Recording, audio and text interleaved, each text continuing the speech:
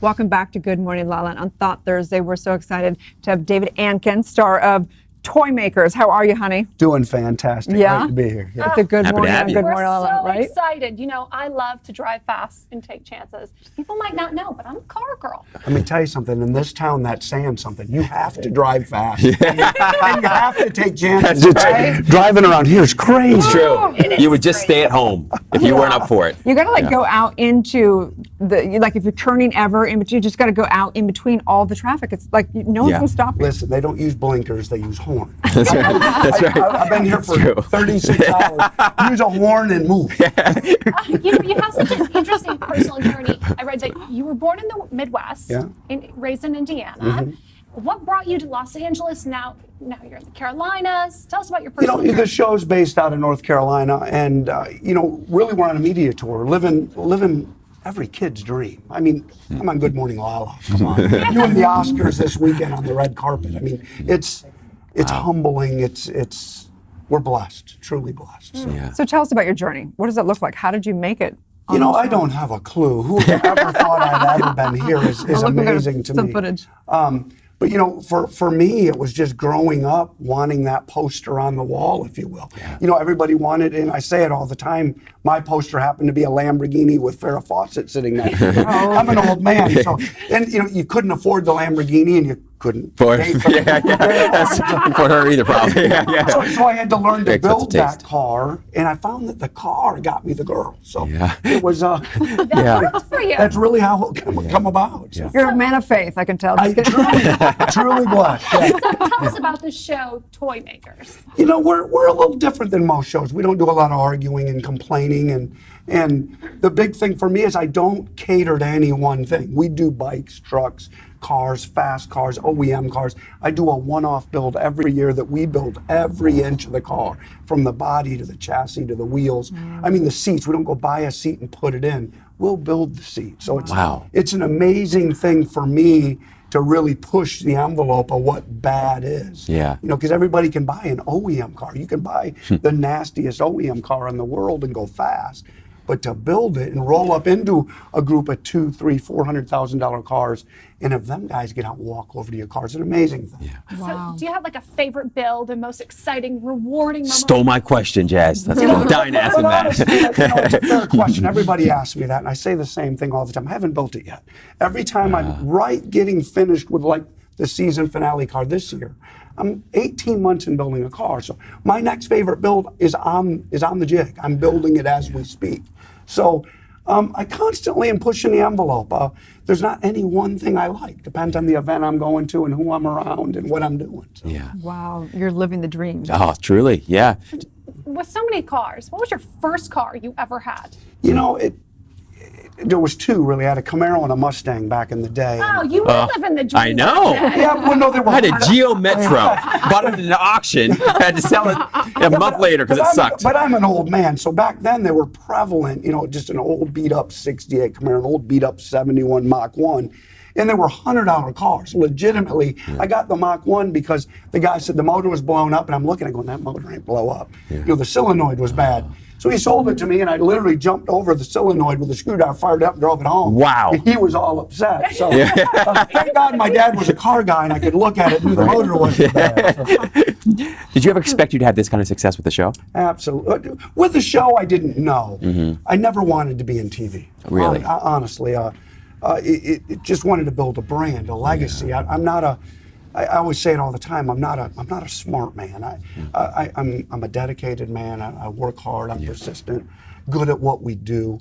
But the show, it was so different. A lot of people thought it would fail if you don't argue with your coworkers. If you don't, and we heard a little of that. Yeah, we heard a little of that. So I'm not that guy. So if I got to argue with you and you work for me, you don't work for me anymore. So I surrounded myself with the right people, and that's really the key: is get yourself surrounded by the right people. Work hard, and success will come. I mean, my editing team's out here, they're amazing. My film crew's amazing. My business partners, the team I work with in-house, we get all the props. Yeah. But without the team around me, we'd have nothing. So what can people expect? This year's off the hook. We're into season 3 on the History Channel. March 10th at 9 a.m. on both coasts, and then the following Saturday night on FYI at 10 p.m. But we're going off the deep end. I'm doing everything from an old school 56 International to an old school 41 Willys Coupe, all new schooled out. So it's got all LS powered, 44 inches of tire, designed to go backwards at 100 plus miles an hour. Oh. I mean, it's So you're going to truly go insane. back. You're going to race backwards. Is that the No, the point about it, like if you're going, let's say you're doing 100, 150 that way, I can spin the car around. I mean, the car's amazing. It's designed to do tricks. It's designed to, I don't want to call it a drift car, even though it has all them attributes, but it's an amazing ride. You might have to have Jazz as the She's sitting over there all excited. I can see it. Yeah. I'll be honest with you, this car was designed every year when I do events, people want to go for rides. And a lot of my cars are a little insane. They're real fast, little over. I built this car to give rides to the fans. And it's an assault on your senses. It's brutal. It's angry. It's fast. I mean, it's everything you could possibly dream of in a car if you're a car guy or a girl. So what does it feel like when you're driving that? You said it's an assault to your senses. What does that feel like? You know, everybody's different. People buy cars because they hear or they read that it's the nicest or fastest or neatest car on the planet. For me, it's all about senses. So when you get in the car, you strap into a harness seatbelt and you're strapped in, you're in a containment seat so you can't move. There's bars everywhere to hold on to. There's levers and switches. And when you fire it up, your chest vibrates and caves in. It's so brutal. It's when you grow up, if you ever sat on a starting line with a Pro Mod car in a drag strip, when you have a supercharger. All the time. All the time. You look like that girl.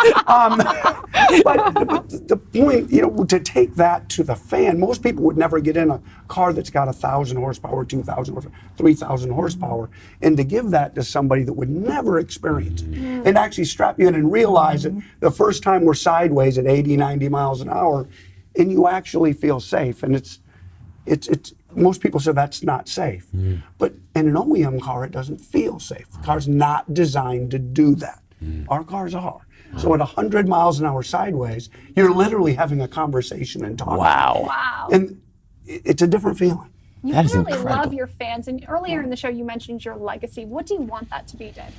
For me, I sit around and I talk, and now I'm actually working and dealing with some of the people I've always looked up to. And for me, I have a son, 13-year-old. He's my world. And if I could do anything with kids today, which I do all the time, and try to get them to be the next thing. We talk about different guys that are influencers, on the planet.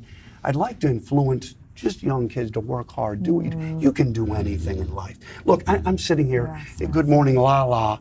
I mean, I'm in LA on a media tour. Me. I'm an everyday guy that works hard. I put the time in, and your dreams can come true. I just want to be. I want to give that to somebody else. You are a believer. I am a believer. We believe in you. We love what you do. Thank you so much. Absolutely. Tell everyone where they can find and follow your personal journey. Yeah, realistically, all Twitter, Instagram, Facebook, at Toy Makers TV or Real David Ankin. And obviously we come out March 10th, 9 a.m. on both coasts on the History Channel. And then March 16th on FYI at 10 p.m., the prime time. So, for me, it's, and we're YouTube, you name it, we're out there. I have a whole team of people that does that. But, go out, check it out, live the dream, and enjoy life. I love it. They're making history. Yes, So thank you so much. Yes, we are. Stay tuned. We'll be right back.